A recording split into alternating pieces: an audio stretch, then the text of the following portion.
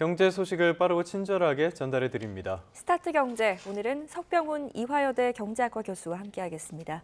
어서 오십시오. 어서 오십시오, 교수님. 이제 트럼프의 관세 정책, 이 여파가 직접적으로 나타나는 것 같아요. 3월에 미국 무역 수지가 나왔는데 보니까 역대 최대 적자가 나왔어요. 이 배경은 뭘로 봐야 됩니까? 예, 그 배경은 사실은 관세 정책이 본격적으로 시행되기 전에요. 예. 미국 기업들이 주문을 앞당겨서 수입품 재고를 확보한 영향이라고 보여집니다. 그래서 올해 3월 미국의 무역 수지 적자가 무려 1,405억 달러를 기록을 해서 전월 대비로 173억 달러 증가를 했습니다. 월간 기준으로는 사상 최대 규모의 적자인데요. 네. 지금 세부 품목을 쪼개보면 특히 트럼프 대통령이 품목별 관세 부과를 예고한 의약품 제재의 수입이 전월 대비 무려 209억 달러나 급증을 했습니다. 반면에 3월 12일부터 외국산 철강 및 알루미늄에 25% 관세를 부과한 영향으로 금속 완제품 수입은 103억 달러 급감을 했고요. 그다음에 중국에 대해서는 사실은 상호관세 부과 이전부터 2월 4일에 10%, 3월 4일에 추가 10% 관세 부과한 영향으로 중국으로부터의 수입은 3월 달에 294억 달러로 전월 대비 23억 달러 줄었는데 팬데믹 직후인 2020년 3월 이후에 가장 작은 수준으로 줄어들어서 실제로 관세 정책의 효과가 나오고 있는 것으로 보여집니다. 네. 이렇게 무역 지표들이 계속 나오는데도 트럼프 대통령은 멈출 생각이 없는 것 같습니다. 잠잠하던 관세 전쟁에 다시 한번 불을 붙이려는 게 아니냐 이런 이야기들이 나오는데 그 이유가 이번에는 의약품 카드를 들고 나왔거든요. 이렇게 의약품에 관세를 매기려고 하는 이유가 뭘까요? 일단 그 트럼프 행정부에서 가장 민감하게 생각하는 무역 적자가 의약품에서도 크게 발생하고 있기 때문입니다. 지난해 기준으로 봤을 때 미국의 의약품 수입액은 2,126억 달러고요. 수출액은 943억 달러라서 적자 규모만 1,183억 달러에 달할 정도입니다. 그리고 미국의 제약산업 같은 경우는 최근에 수십 년간 크게 위축이 됐는데요. 의약품의 대부분을 차지하는 유효 성분 생산이 노동 비용이 상대적으로 저렴한 중국 같은 외국으로 이전이 된 영향입니다.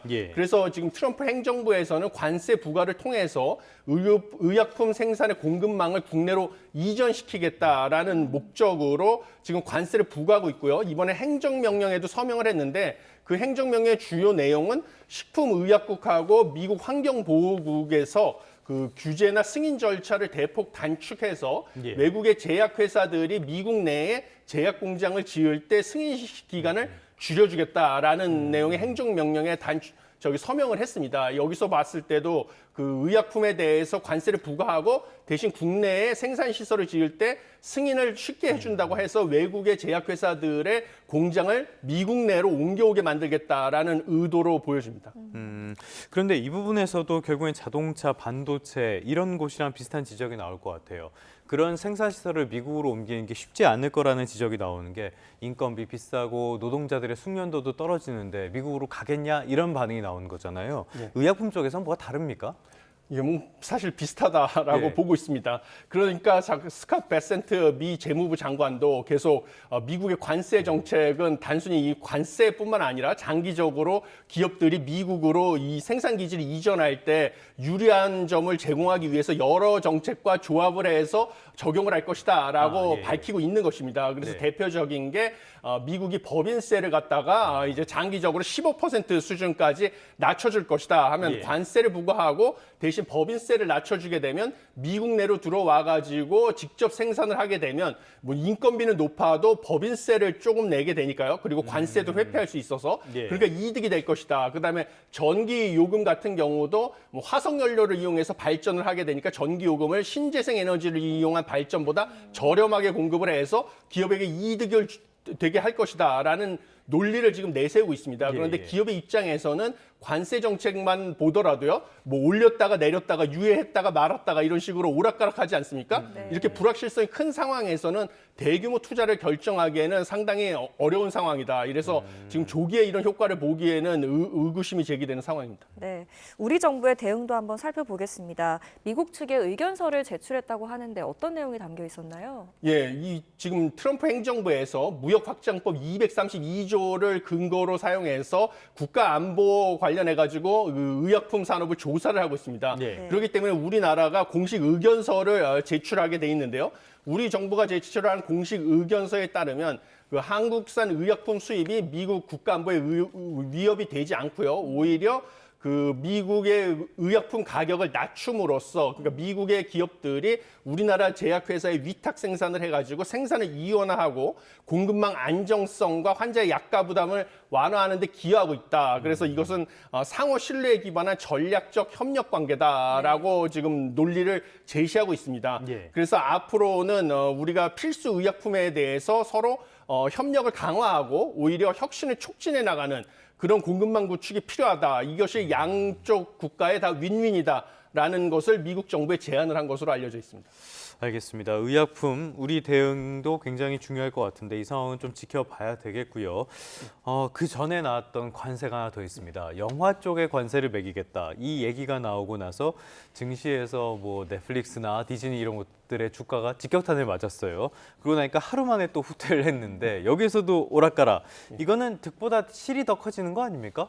예, 지금 현재 그렇게 보고 있습니다. 여러 네. 부작용이 있을 거로 보고 있고요. 실제로 미국의 영화 산업계에서도 원하는 것은 제작 비용을 낮추기 위해서 세제 혜택을 달라는 거였지 이렇게 관세를 부과하는 예, 것을 예. 원하는 게 아니었다라고 반발이 나오니까 지금 한 발 물러선 것으로 보입니다. 실제로 영화 업계에서 우려하는 것은 관세를 부과하게 될 경우에는 상대국에서 보복 관세를 부과할 것을 우려하고 있습니다. 그런데 지금 미국의 할리우드에서 제작을 하고 있는 대규모 그 영화 블록버스터 영화 같은 예, 경우는 예, 예. 국내 판매보다 해외 판매를 통해서 얻는 수익이 더 큰 것으로 알려져 있어서요. 보복 관세를 부과할 경우에는 크게 손실을 볼 가능성이 있고요. 그다음에 지금 이런 보복과 이 관세 부과를 통해서 미국에서 해외에서 제작을 하는 거, 해외에서 인건비나 이런 게 싸기 때문에 해외 제작하는 것이 막히게 되면요, 오히려 미국 내에서의 그 영화의 비용, 그래서 영화 상영 비용, 티켓 가격이 올라가는 것도 불가피하고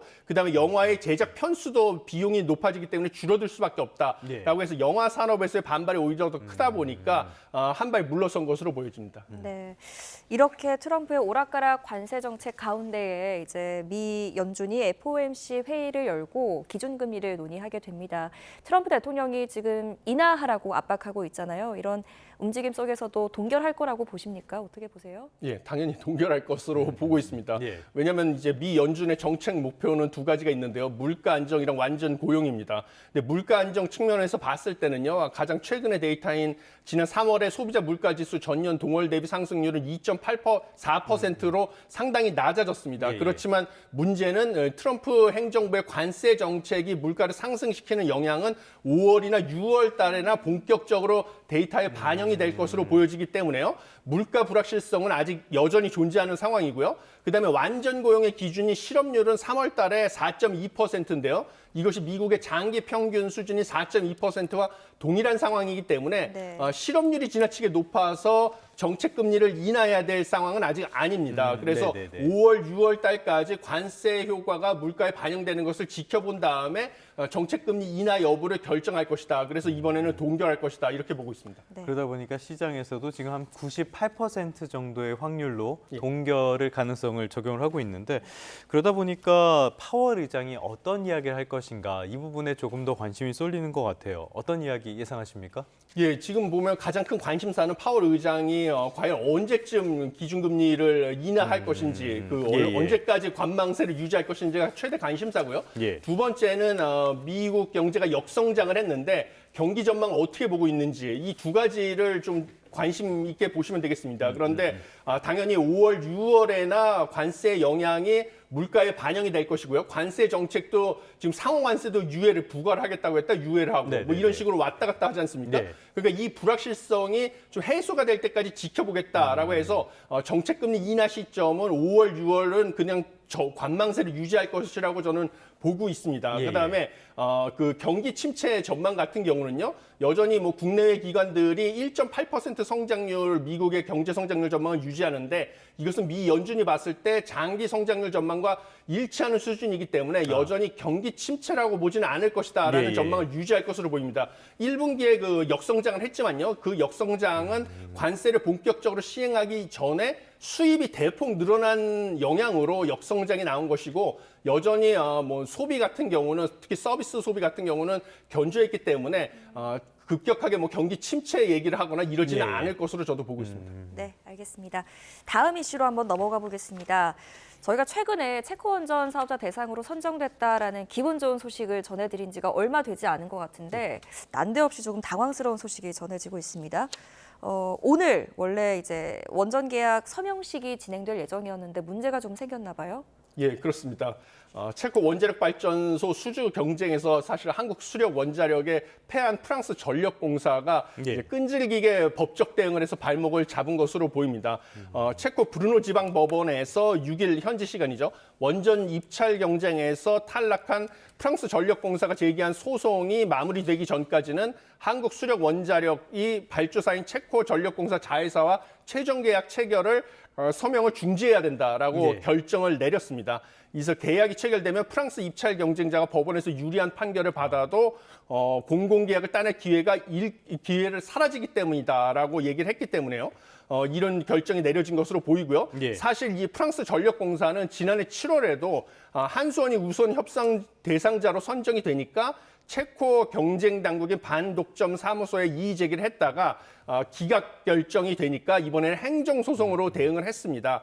그래서 체코 법원이 이날 결정이 사실 최종 서명을 일단 막기 위해서 낸 가처분 신청, 프랑스 전력공사가 낸 가처분 예. 신청을 받아들여진 것으로 보여져가지고요. 원전 계약은 일단은 본안 행정소송이 결론 날 때까지 미뤄질 공산이 커졌다 이렇게 보고 있습니다. 교수님 말씀을 들어보면은 어찌됐건 프랑스 쪽에서 이 본계약 서명이 진행이 되면 나중에 유리한 판결을 받게 되더라도 기회를 잃게 되니까 이번에 예. 이렇게 했다는 얘기잖아요. 예. 그렇다면은 이게 지금 우리와의 계약이 완전히 뭐 어려워진 건가요? 아니면 늦어질 뿐 그게 크게 대세에는 연관이 없을 걸로 보십니까? 어떻게 봐야 되는 겁니까, 이건? 예, 뭐 현 상황에서 봤을 때는요. 일단은 가장 중요한 거는 제가 보기에는 이 체코에서 반독점 사무소에 이의 제기를 했다가 이미 기각이 되지 않았습니까? 예. 이런 것을 봤을 때는 사실 결론에는 영향이 없을 가능성이 크다라고 보고 있습니다. 현 예. 상황에서는요. 그런데 단순히 지금 가처분 결정이 났기 때문에 본안 소송이 나거나 아니면 이 가처분 결정에 대해서 항소를 할 수가 있습니다. 예. 그래서 항소가 받아들여질 때까지는 지금 서명이 중단된 상태로 지금 이게 뒤로 미뤄졌다 이렇게 보고 있습니다. 그렇지만 본안 소송에 대해서 또 어떻게 진행될지는 불확실성이 여전히 있어가지고요. 근데 예, 현 예. 시점에서 봤을 때는 일단은 지금 반독점 사무소 이의 제기가 기각된 것으로 봤을 때는 우리가 유리하다 이렇게 보고 있습니다. 말씀하신 걸 들어오면은 늦어지는 거지 그렇게 결론이 달라지진 않을 것 같다라고 이해를 하면 되겠는데 만약에 결론이 달라질 경우에 우리 원전 생태계가 지금 좀 부진한 별로 안 좋은 상황이었지 않습니까? 그래도 이것을 계기로 어떤 반전의 계기를 마련해 보겠다라고 생각을 했는데 여기에도 부정적인 영향이 불가피할 것 같아요. 어떻게 봐야 됩니까? 예, 당연히 그렇습니다. 예. 이게 사실은 지금 뭐 오랜만에 좀 대규모 원전 수출 성과를 이룬 것이었는데 사실 그 경쟁 상대였던 뭐 미국 기업하고도 지적재산권 분쟁 관련해 가지고 분쟁이 있었고요. 그것이 해결이 되자마자 또 이번에는 프랑스 전력공사에서 법적 소송을 해가지고 뒤로 미뤄졌습니다. 만약에 이게 안 좋은 소식이 내게 되면 그동안의 그 탈원전으로 인해서 좀 기반이 약화됐던 국내 원전 생태계가 다시 살아날 기미를 보였었는데요. 거기에 큰 타격은 불가피하다라고 보여지고 있습니다. 그래서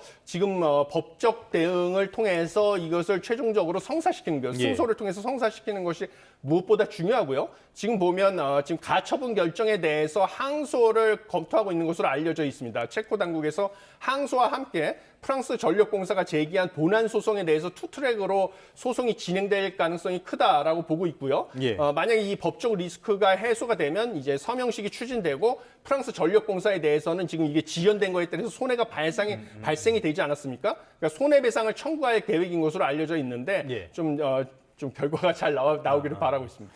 알겠습니다. 끝으로 이거 한번 살펴볼까요? K 원전 수출에 우리가 기대를 갖는 배경을 보면은 원전 수요가 세계적으로 늘어나고 있기 때문이잖아요. 예. 이 배경은 뭡니까?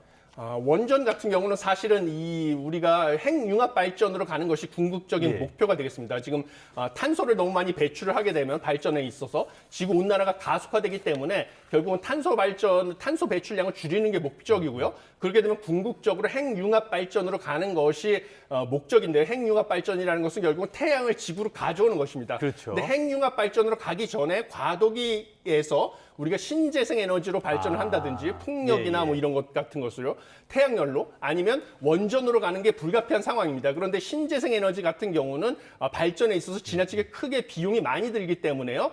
사실 뭐 저소득 국가 같은 경우는 원전에 의존하는 게 불가피하고 그래서 원전의 수요가 늘어나는 것이고 이 틈새를 우리가 지금 원전 수출을 이용해서 노리고 있는 것이다. 이렇게 보시면 되겠습니다. 네, 알겠습니다. 오늘 여기까지 듣겠습니다. 석병훈 이화여대 경제학과 교수와 지금까지 함께했습니다. 잘 들었습니다. 고맙습니다.